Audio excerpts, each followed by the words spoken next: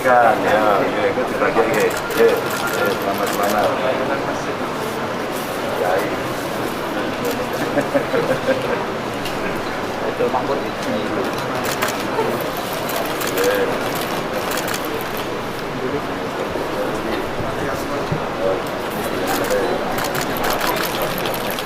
Assalamualaikum warahmatullahi wabarakatuh. Bapak Ibu anak-anakku, marilah kita selalu menjadikan puji syukur Allah Subhanahu wa taala. Akhirnya hari ini kita bisa bertemu, bisa berkumpul karena sehat. Kita diberikan nikmat kesempatan karena panjenengan punya kesempatan bisa bertemu pada siang ini dan nikmat kebahagiaan. Kenapa ini saya sampaikan juga? Karena jenengan punya kesempatan, punya kebahagiaan. Seperti Pitulasan kemarin itu, satu-satunya anak yang bisa menggoyang istana namanya Farel, ya tak? Dia punya kesempatan, dia punya kebahagiaan, dibagi kabeh joget. Loh, itu kalau nggak bahagia, nggak ada kesempatan, nggak bisa.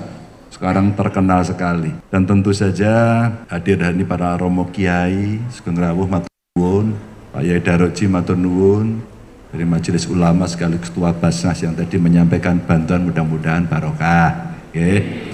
Pak Bagu beserta kawan-kawan dari Pemprov Jawa Tengah, matur nuwun sudah ikut hadir dan kita nanti akan mendengarkan Gus Muafik lakoni nopo nih. rahasia ini.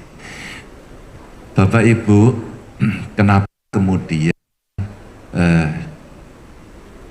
kesehatan, kesempatan, kebahagiaan ini menjadi catatan penting. Kemarin rapat sama Pak Presiden. Betapa bahagianya kita ketika kemudian banyak negara maju repot tuku lengo, kita repot beli makanan, regane mundak, ngantri. Kita ya mundak. Nek alhamdulillah orang nganggo ngantri. Inflasi wala wis donya sing negarane maju-maju niku sakniki nggih inflasine dhuwur banget. Gegeran niki wae dikirimi video wong demo ketua DPR Amerika. Ngerti ra jenenge? Ayo pelajar. Apa ketua DPR Amerika? Ngerti ra? Tit perempuan loh. Tit nggak tahu. Angkat tangan yang tahu. Wis tua yuk, siapa Mbak? Yang berdiri? Siapa? Siapa ketua DPR? Wih, kok kamu tahu dari mana? Hah? Browsing. Loh, nek bocah pinter iki kaya ngene iki.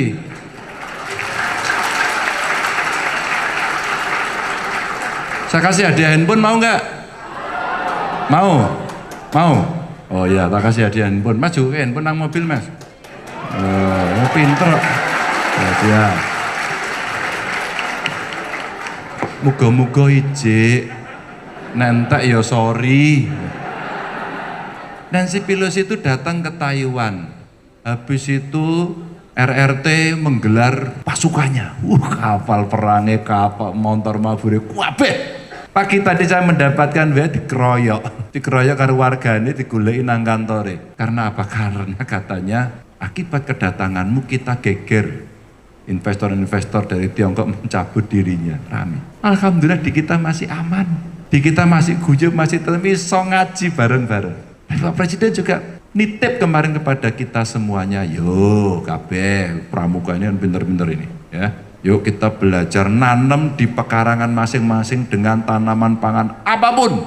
Wah di pameran pertanian tadi saya lihat pagi makanan produk-produk pertanian. Waduh bagus-bagus. Anak-anak muda petani milenial jos. Karena kita mesti kuat. Kita mesti mampu untuk memproduksi sendiri. Gak ada gandum, Pak Gubernur pripun? Mokaf. Tadi itu ada yang membuat tepung Garut. Tahu Garut nggak? Apa? Orang untuk laptop lagi, orang untuk handphone loh, orang untuk sepeda. Garut tadi di Purworejo membuat tepung Garut. Ada yang buat tepung sukun. Alhamdulillah kita diberikan negara yang bisa tumbuh tanaman bermacam-macam. Kemarin saya juga hadir di istana karena Pak Presiden Indonesia mendapatkan penghargaan dari International Rice Research Institutions. Karena 3 tahun kita tidak impor beras. Karena menurut mereka kita paling kuat daya tahan terhadap makanan. Loh, ini penting nih. Kalau kita bisa bertahan, waret, maka kemudian bagaimana dengan energi? Lah ini rada PR nih. Karena apa? Karena rego bensin mundak, rego gas mundak, perangnya ora bubar-bubar niku Ukraina kalau Rusia niku. Marake saiki regone tambah dhuwur. Tapi tadi pagi saya meresmikan PLTS, pembangkit listrik tenaga. Kok ngerti? Oh, browsing mesti, browsing ayo. Browsing. Enggak. Oh, berarti ya pinter-pinter tenan gitu. Orang browsing we ngerti ya, gitu kan. Berarti pinter. Tadi kita pasang di rumah sakit. Terus kemudian ada beberapa gas yang kita miliki. Ya, gas rawa kita punya. Banyak sekali yang kita miliki. Termasuk banyak enzim yang diproduksi karena kita mesti bisa bertahan. Tapi PR-PR ini kita hadapi, kita kerjakan untuk menghadapi situasi yang tidak gampang, bahkan sampai tahun depan. Maka kalau ikhtiarnya kita lakukan, maka ndonga pasrah karo Gusti Allah. Nah, mudah-mudahan pagi ini dengan doa kita semuanya, insya Allah kita akan menjadi negara yang bertahan, yang makin maju, yang kita bisa bersaing, dan kita menjadi juara. Dan kamulah juara itu. Assalamualaikum warahmatullahi wabarakatuh. Tadi sudah disampaikan oleh Pak Ganjar, krisis pangan dan krisis energi. Dan pada saat yang sama, kita ini juga punya kewajiban bersama. Krisis pangan, krisis energi, atau krisis apapun, fundamentalnya tetap satu. Bagaimana kita tetap utuh berbangsa dan bernegara. Itu landasan utamanya. Nasi sebagus apapun akan tidak bisa dimakan kalau piringnya pecah. Kebaikan apapun yang kita cita-citakan akan habis, karena kebaikan manusia yang kita cita-citakan akan hilang. Kebaikan agama, kebaikan budaya dan peradaban juga akan hilang kalau tidak tercipta perdamaian, tidak tercipta keamanan bangsa dan negara. Nah, itu kuncinya. Kalau jadi nggak ada harapan apapun kalau bangsa ini sampai pecah dan tercerai-berai. Karena tanggungan kita besar, tanggungan kita berat. Karena Arab ini satu bangsa ditanggung beberapa negara, Eropa satu bangsa ditanggung beberapa negara. Nah, kita ini puluhan bangsa, suku dan agama ditanggung oleh satu negara kesatuan Republik Indonesia. Kita lebih berat. Makanya spirit hijriyah itu sebenarnya menggambarkan menanggung perbedaan. Jadi para ulama ketika datang ini mengemban misi besar. Rasulullah hijrah dari Makkah ke Madinah itu salah satunya juga karena tidak tercipta perdamaian dan persatuan di Makkah. Kemudian Islam bergerak ke beberapa negara itu juga karena tidak terciptanya perdamaian dan persatuan. Konflik politik di Timur Tengah waktu itu sampai Sayyidina Husain terbunuh, dipenggal kepalanya. Itu artinya apa? Memang tidak tercipta persatuan dan perdamaian. Makanya agar kita tidak mengulang itu dan selalu ingat bahwa agama pun pernah tidak bisa ditanggung karena hilangnya persatuan dan kesatuan. Makanya peristiwa perpecahan dan hilangnya persatuan, terjadinya korban, kita selalu ingat. Bulan itu dikenal dengan bulan Asyura. Sampai di sini tetap diingat bulan itu namanya bulan Syuro. Makanya itu bulan duka karena hilangnya persatuan. Maka orang Jawa ini kalau bulan Syuro nggak mantu. Untuk mengingat itu bulan duka. Bukan karena Nyi Roro Kidul mantu, bukan. Berarti kita ingat itu. Itu adalah bulan di mana cucu-cucu Nabi itu menjadi yatim. Maka santunan anak yatim ini untuk menghilang. Makanya ketika orang-orang ini mengingat itu, ketika diajak berbicara khilafah, kita masih ingat, jangan, nggak usah ngomongin itu. Suriah ngomongin khilafah, hancur bangsanya. Libya ngomong khilafah, dari bangsa yang begitu maju, begitu sejahtera, damai, ngomong khilafah, hancur sekarang bangsanya. Afghanistan yang tadinya mulai maju, begitu ngomong celana cingkrang dan jenggot, hancur bangsanya. Nah, bangsa kita aman kemarin, tidak ngomongin itu. Ada yang ngajak ngomong itu, sudahlah, nggak usah ikut ngomong itu. Tapi kalau Anda nggak pakai bendera la ilaha illallah, Anda anti la ilaha illallah, enggak. Kami tahlilan tetap pakai la ilaha illallah. Kamu kalau anti bendera ini, kamu anti la ilaha illallah, enggak. Kami juga anti bendera PKI Palu Arit. Tapi kalau kami ke sawah tetap pakai arit, pergi nukang tetap pakai palu. Jadi di Indonesia ini akhirnya lihat tekanan-tekanan yang menghilangkan persatuan, kita bisa halau. Awas bahaya Syiah, lagunya Haddad Alwi, Umi, itu lagu Syiah. Di Indonesia yang lebih parah dari lagu itu ada Indung-indung.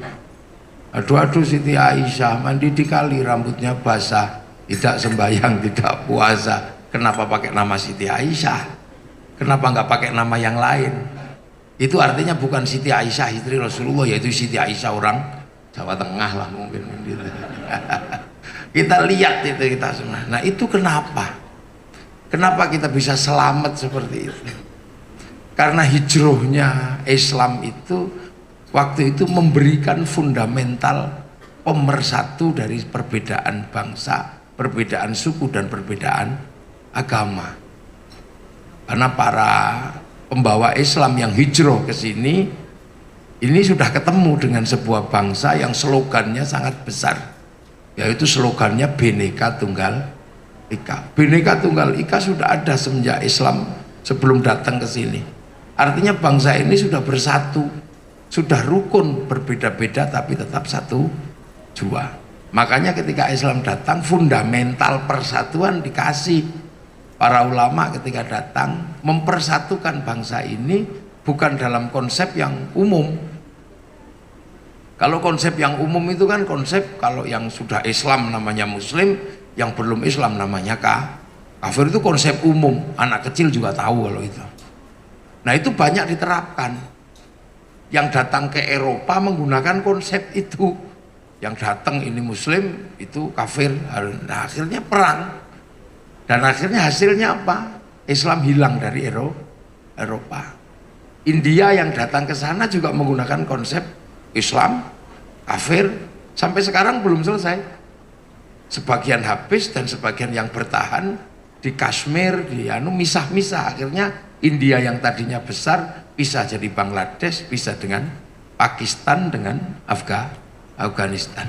Yang ke Afrika juga udah mulai hilang, habis dengan konsep itu. Kita coba kemarin gitu aja, gegernya luar biasa.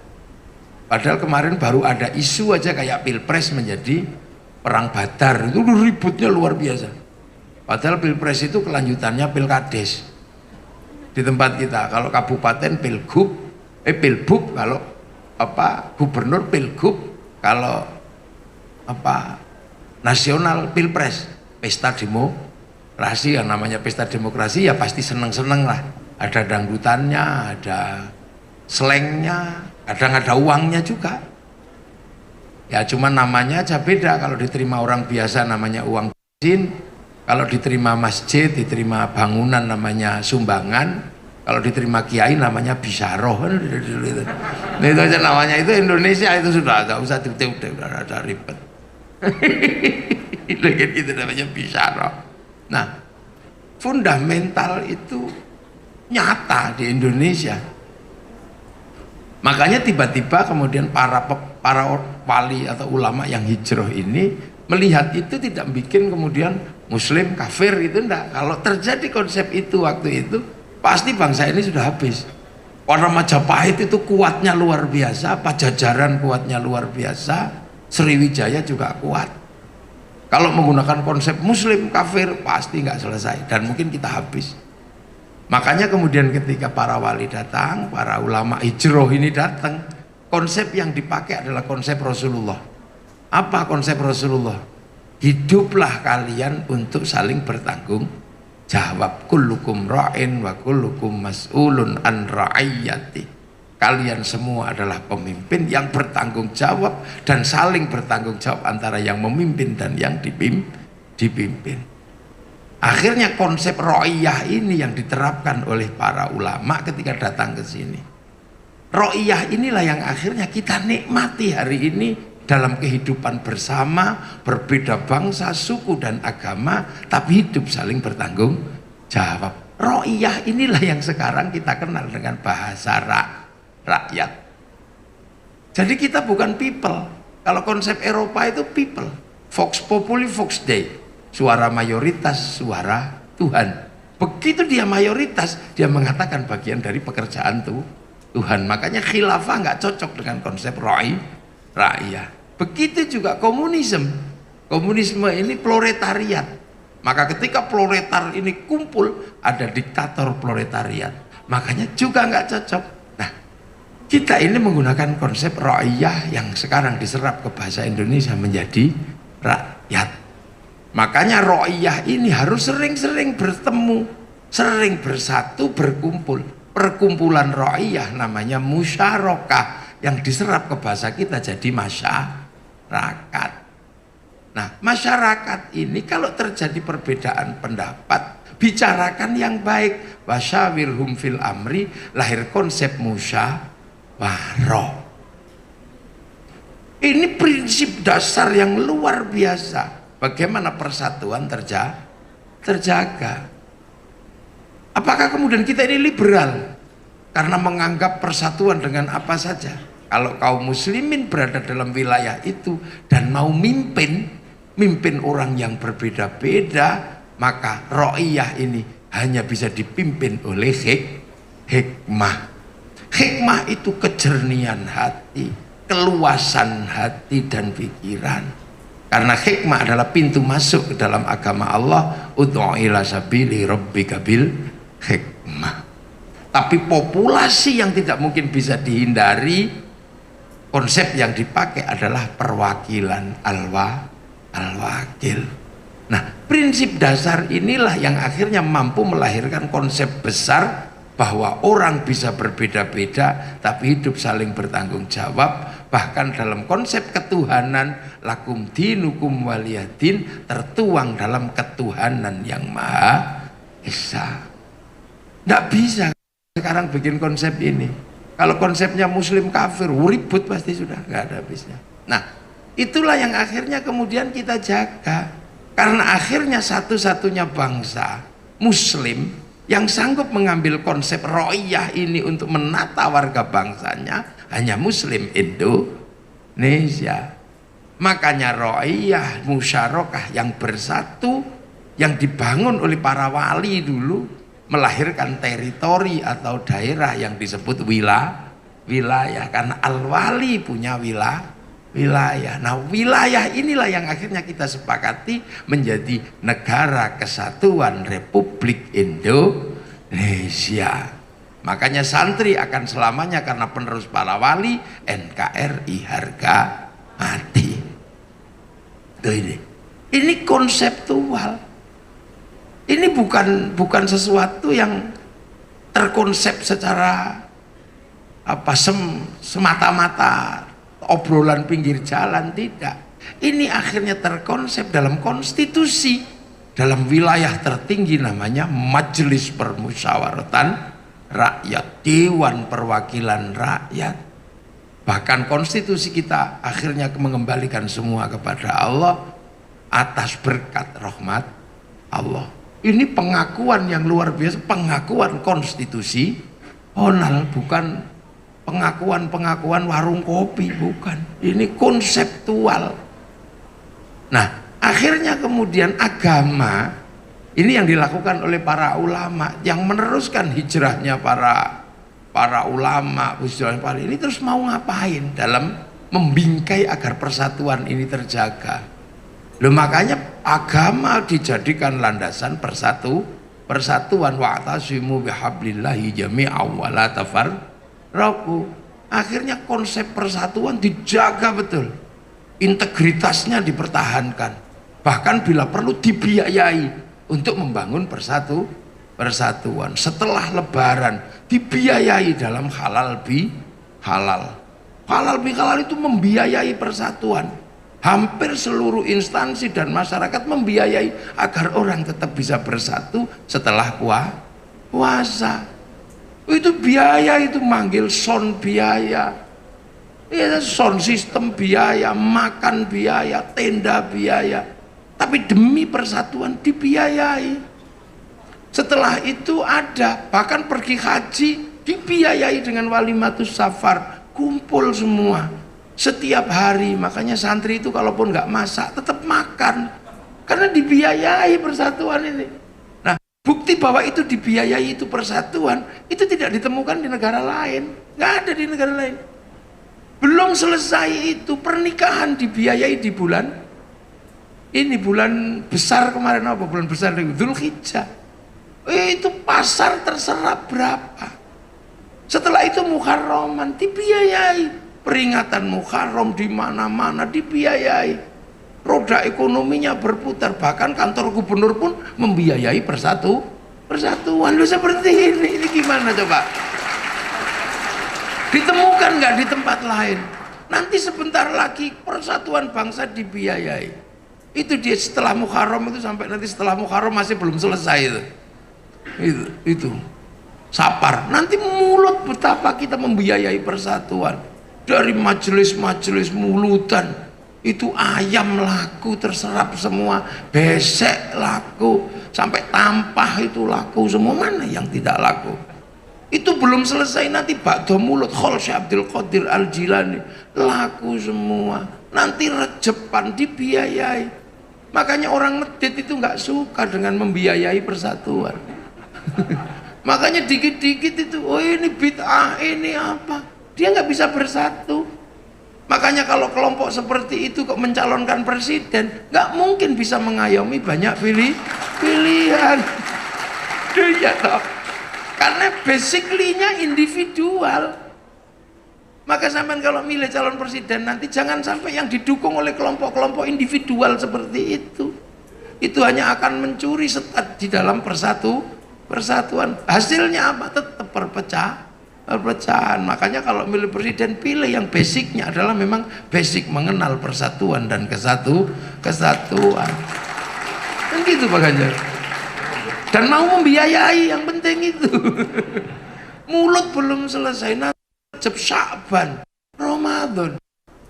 Makanya santri ini punya mekanisme sosial yang berbeda dengan muslim di tempat lain. Makanya santri ngotot jangan sampai agama menjadi biang perpecahan. Makanya kiai itu jaga betul. Yang lain sudah mandiri, independen, santri tetap bertahan dengan persatu doa. Ketika yang doa itu santri, doanya masih bersatu. Kiainya yang berdoa, santrinya yang lain amina, amin, amin, amin, amin. Nanti kalau kecapean, amin. Kiainya pasti paham, walhamdulillahi robbil alamin. Jadi doa pun menjadi alat pemersatu. Begitu yang berdoa semuanya pada mau ikut, dikumpulkan di satu tempat di alun-alun Simpang di 5 istighosah kubro pemerintah dan rakyat Jawa Tengah. Kalau sudah seperti itu, yang namanya ro'iyah, nggak pandang bulu agamanya, semua bisa terlibat. Dari jual bakso sampai jual nasi goreng, sampai jual apa saja terlibat di situ. Angkutan juga laku untuk ngangkut penumpang. Siapa yang punya konsep pemersatu seperti ini? Kalau bukan kewajiban sejarah yang diemban oleh para ulama untuk meneruskan persatuan demi bangsa dan negara. Tidak ada yang lain. Selawat, sampai delok selawat. Selawat itu kan sendiri-sendiri juga bisa. Tapi di tangan para ulama, selawat ini menghadirkan persatuan yang luar biasa. Sampai kemudian semua datang berkumpul di alun-alun. Namanya jateng bersolawat. Kalau sudah seperti itu, ayo apa yang tidak laku? Slayer laku, sepanduk laku, gendero payu, sampai gagang pancing itu laku untuk begini-begini. Loh, itu penuh biaya. Apalagi kalau yang didatangkan Habib Syekh, kain putih laku semua. Ya nah ini baru peramainya itu. Kalau yang didatangkan mafia solawat, hitam-hitam, kainnya laku semua yang hitam-hitam. Segala yang ada dalam hidupmu. Dibiayai. Ini kehidupan persatuan dalam landasan agama. Jadi jangan agama menjadi alat pemecah belah, persatuan. Terus kemudian ono wong mati bersatu sampai 3 hari, 7 hari, 40 hari bersatu terus setahun sekali khol. Kalau sudah itu apa yang nggak terserap? Roda ekonomi berputar, terserap semua. Ziarah makam guru, bagian dari peristiwa kematian diziarahi. Orang Semarang ziarah ke Cirebon, seluruh bis pariwisata laku. Ayo, makanya pemilik bis pariwisata jangan sampai kemudian berseberangan dengan santri yang suka ziarah. Nanti gak disewa bisa sampean. Bohong, ini laku semua. Itu di makam para wali, nyambut tamunya para wali, jual nasi laku, jual katok laku, jual tasbih laku, bahkan tunawisma bisa hidup di makam wali, termasuk copet bisa hidup di makam para wali. Rohnya tidak pandang bulu. Itu sampai temukan di tempat lain nggak ada, itu hanya ada di Indonesia. Jadi yang namanya cinta tanah air itu ada mekanisme sosialnya, ada social engineeringnya, tidak dibiarkan liar, dijaga. Apa yang tidak laku? Nah kalau sudah seperti itu, terbangun rasa cinta pada bangsa dan negara. Orang Jawa Tengah ziarah ke Cirebon pasti cinta dengan tanah Cirebon karena ada makam Sunan Gunung Jati. Ziarah ke Madura pasti cinta dengan tanah Madura karena ada makam Mbah Khalil. Suruh ngebom Madura, yang nggak berani ada makam Mbah Khalil. Makanya teroris yang suka ngebom itu pasti tidak pernah ziarah kubur karena nggak ada yang ditakuti. Lihat aja Pak Polisi, Pak TNI. Jadi penjaringan kalau mau cari teroris jangan cari di kuburan para wali, nggak ketemu. Nah, ini roda ekonomi berputar, apa yang nggak terserap? Seluruh yang tadi namanya ro'iyah, yang berbeda agama, beda suku, beda bangsa, terlibat semua. Apakah akan nanya bismu ini wong Islam maupun tidak ada nanya? Seluruhnya terlibat. Itu dijaga. Jadi Indonesia ini konsep persatuannya dibiayai, bukan gratisan. Itu makanya sekali-sekali Pak Gubernur mesti memberangkatkan ziarah Wali Songo gitu mesti. Lho dibiayain loh. Ojo medit kok tiba-tiba ziarah bid'ah. Iku wong medit iki asline ngono. Jangan dibiayai. Persatuan itu butuh modal, butuh biaya. Terop biaya, beli besek biaya, beli ingkung biaya, semua terbiayai. Itu. Dan ada mekanisme sosial agar agama tidak melanggar persatuan. Caranya gimana? Ya orang yang berbicara agama harus tahu diri. Makanya para ulama membatasi orang-orang yang ada di forum agama. Santri membatasi. Kalau kayak saya ini nggak perlu dibatasi, bisa dibatasi. Karena apa? Bisa diinterupsi. Gus menjelang Jumatan waktu habis, berhenti saya. Iya, tapi ada tokoh agama yang tidak bisa dibatasi. Siapa? Kalau sudah khutbah Jumat, siapa yang bisa batasi? Apa tep, interupsi tep? Nggak ada, sampean suka gak suka ya gak suka tidur, udah gitu aja. Nggak ada, interupsi khotib nggak ada.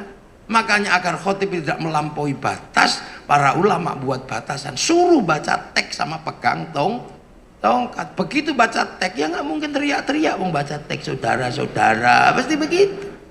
Begitu pegang tongkat nggak mungkin tutang-tuting begini, karena kalau tutang-tuting tongkatnya jatuh.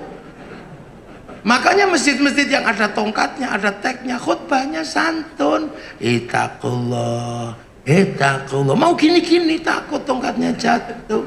Makanya yang galak-galak itu yang suka gini-gini biasanya masjidnya nggak ada tongkatnya.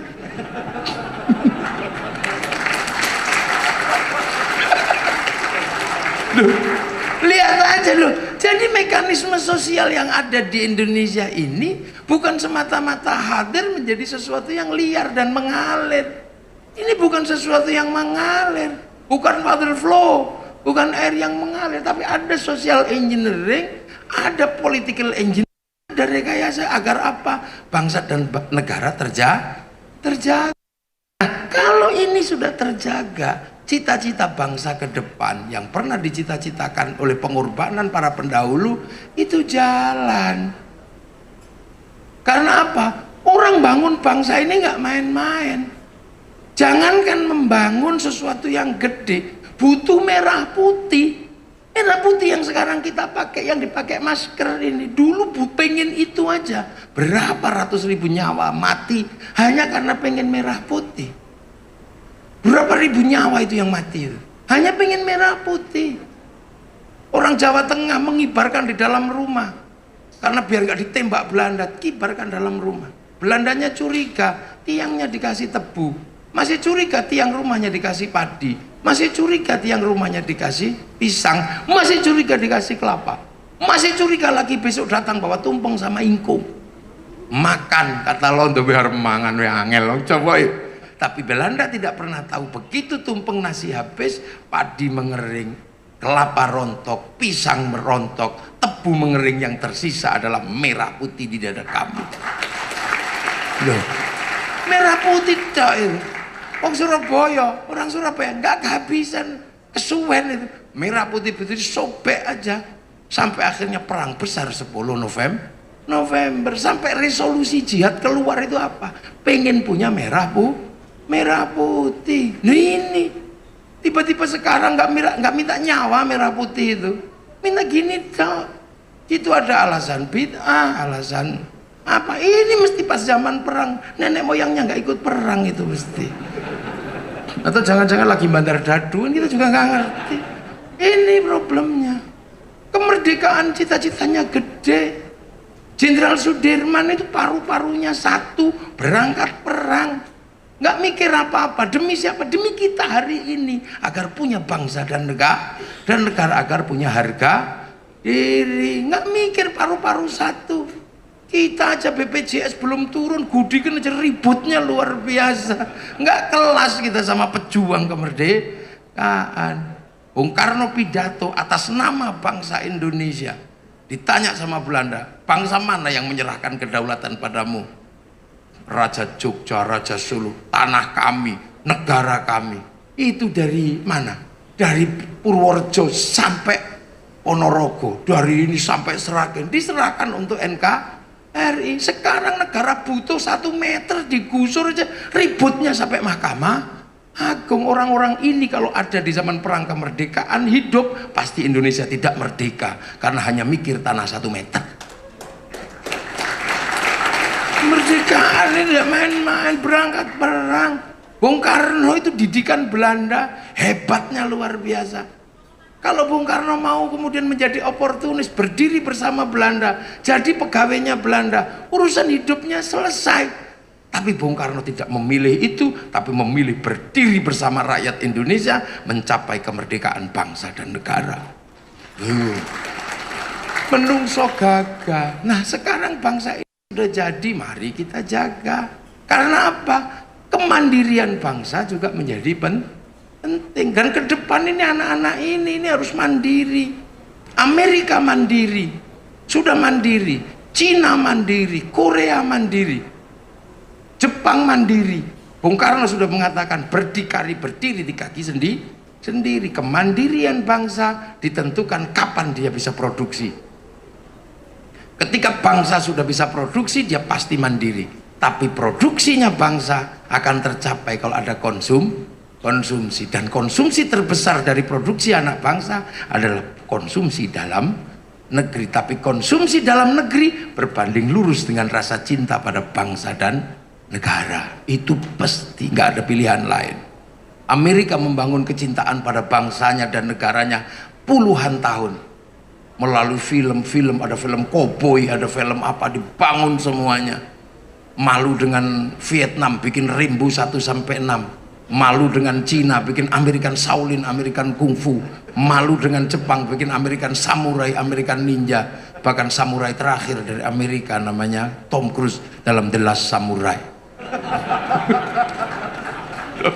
Bangun itu semua. Cina membangun cerita kebangsaannya dari ular putih sampai ular hijau sampai Wong Fei Hung, dan karate nggak pernah menang ketika berhadapan dengan kungfu Cina. Cara mereka bangun bangsa. Korea bangun kebangsaannya.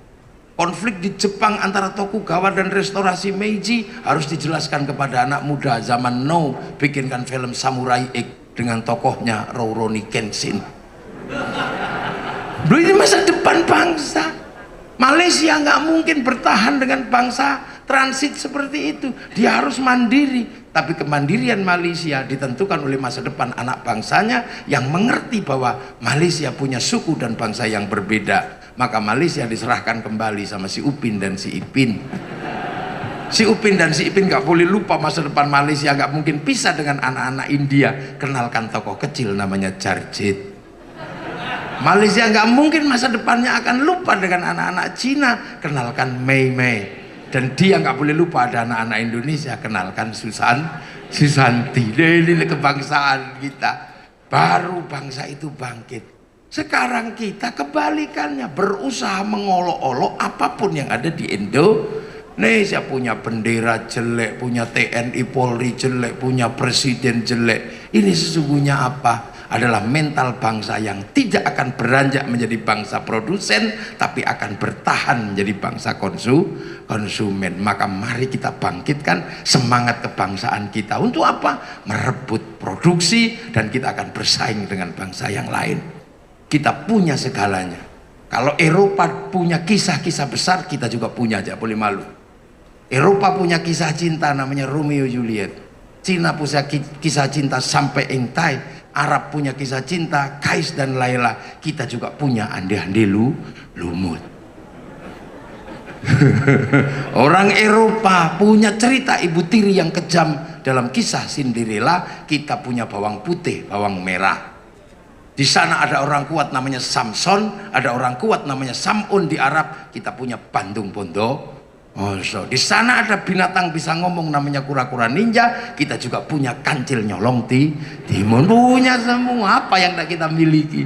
Nah inilah kebanggaan kepada bangsa kita hari ini adalah kebanggaan yang akan menghantarkan bahwa bangsa kita akan bangkit menjadi bangsa yang kuat di antara bangsa-bangsa yang lain. Dengan satu landasan yang sudah kita siapkan, persatuan dan kesatuan sudah kita miliki, insya Allah bangsa ini akan menjadi baldatun thayyibatun wa rabbun ghafur. Assalamualaikum warahmatullahi wabarakatuh. Iya, sebenarnya Gus Muafik tadi bercerita bagaimana dengan kekhasan Indonesia, rakyat kita itu punya cara untuk bersatu, untuk dengan kulturnya, dengan nilai-nilainya, dan itu dibiayai tanpa sadar. Orang mau pengajian datang berbondong-bondong, maka kemudian menggerakkan semuanya, beliau ceritakan, ya. Terus kemudian kita umpama tadi beliau ceritakan kenapa harus ada jateng bersolawat, karena pada saat itu semua orang berkumpul. Ada nggak yang tawuran? Tidak ada. Yang ada orang senang, ya, orang bergembira, ngaji di sana, dan semuanya senang. Lalu atribut-atribut ulamanya laku, kopiahnya laku, surbannya laku, semua laku. Orang jualan makanan, transportnya laku, sehingga dalam konteks hari ini bagaimana kita menjaga persatuan kita, kekuatan-kekuatan civil society, masyarakat dengan adat budaya masing-masing itu memang harus ada yang menginisiasi terus-menerus, tidak pernah berhenti dan saling mengingatkan. Bahkan dalam posisi-posisi tertentu, sadar atau tidak sadar, mereka membiayai. Itu menarik. Kondangan, orang datang berbondong-bondong, takziah orang berbondong-bondong. Kalau kemudian kematian saja ada ngajine pitung dino, kan nggih Pak ya? Pitung dino, petang puluh dino, pasti itu berkumpul semuanya.